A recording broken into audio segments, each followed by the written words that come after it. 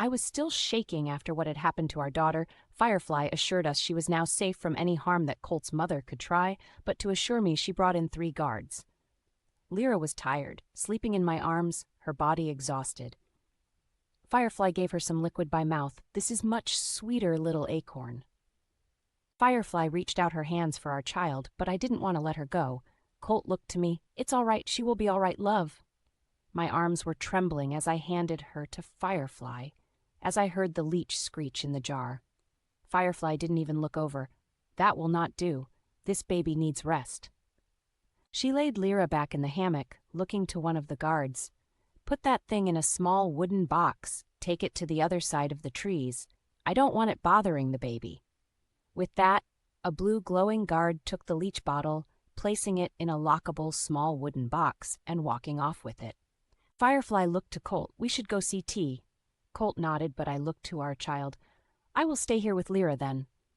My Vita, I know your feelings. You carry them close to your body, but your mind needs something to occupy it other than the worry you carry. I give you my word. Your baby is now safe. Nothing here can harm her. I will make sure of this.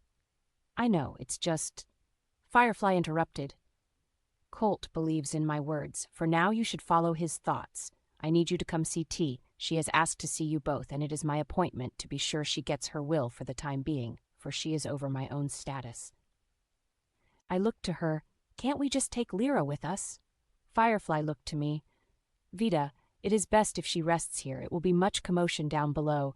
Her body needs to heal. It is best for her to stay in the trees. My women shall watch over her. They are the finest in medicines besides myself. If anything we miss, they would come to us with her. Now breathe, my dear. I realized I was holding my breath. I let out a breath and took another in as I looked to our daughter again. All right. And we left the treetop down to the bottom level of roots and earth in a covered willow area. T was on a throne of stone. T was covered in a lush white fur. It looked to be of foxtails, but the rarity of one white fox, let alone 50 or more, upon a wooden platform with live green floral vines reaching in all directions. It was a sight to see for any eyes. Next to her was a small table adorned with what looked to be candies. She was looking down as we approached.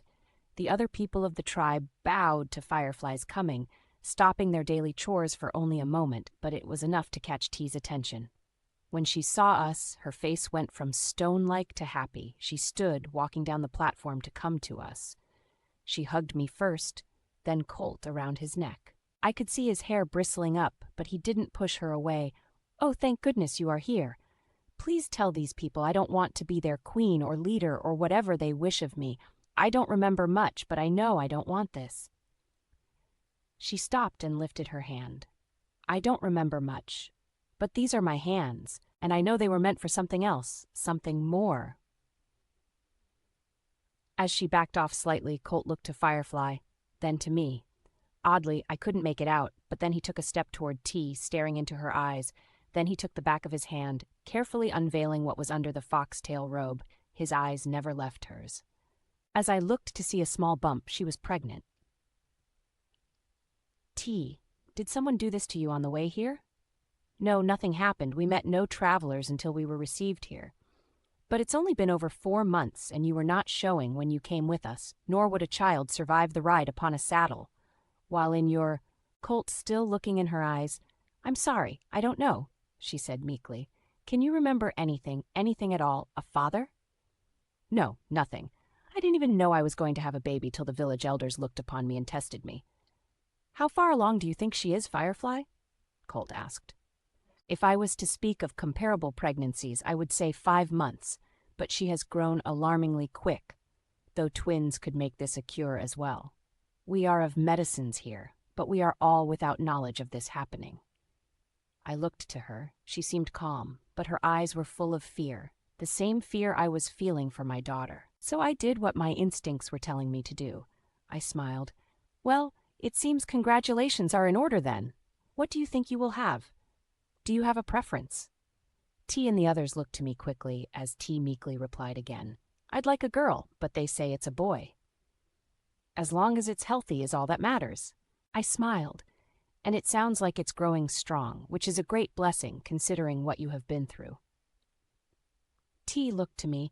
Please tell me what happened. I don't remember. I need something to grasp to hold to me, whatever it is. I want to go with you to your herd. Firefly spoke up. You cannot travel till the child is born. It would bring too much risk to your life and the child's. You're expected to stay and to be the next leader, though it is your choice to say no.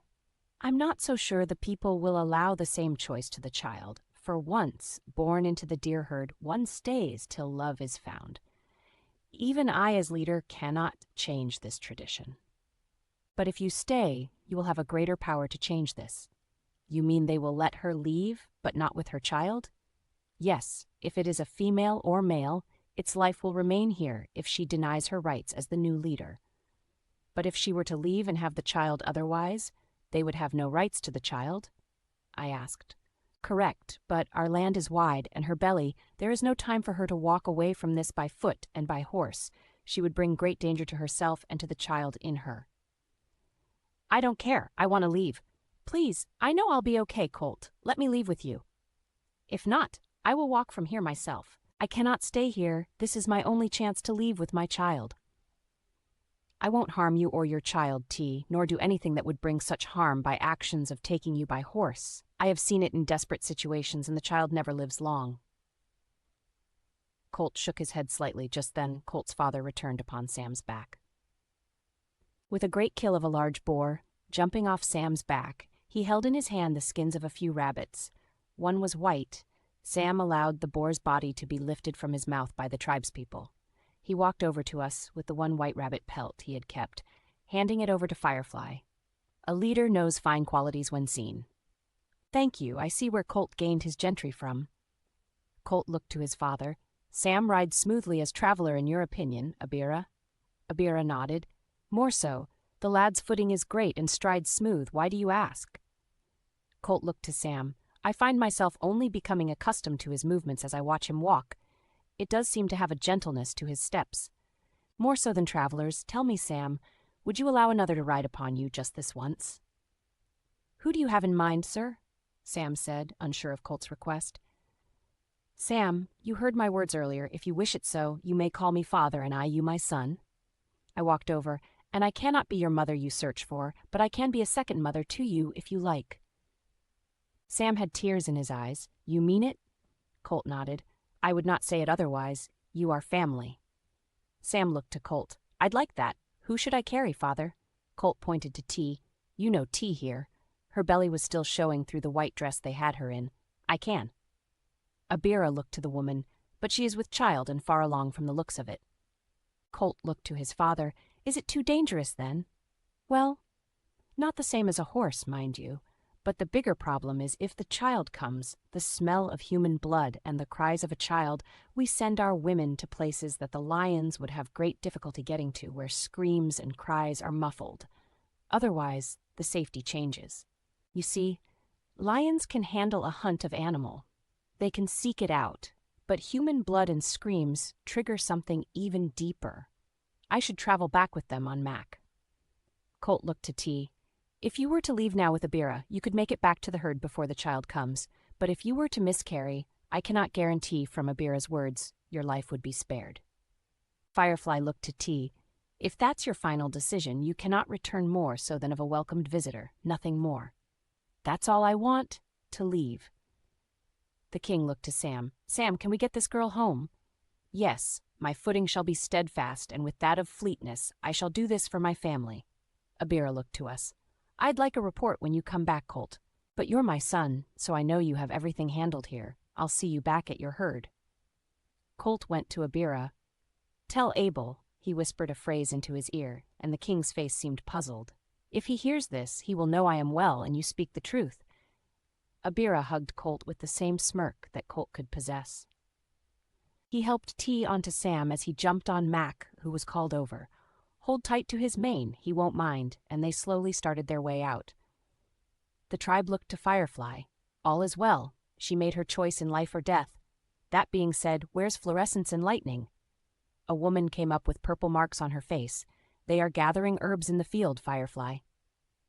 Good. Get upon your deer when the lion is far enough off, not to be bothered by it, and tell them to gather up their belongings and medicines. Make sure to tell them to take all the yarrow and horsetail they can manage. It is harder to find there, but more herbs with time will be brought to them and go quickly to the horse herd by the way of the mountain.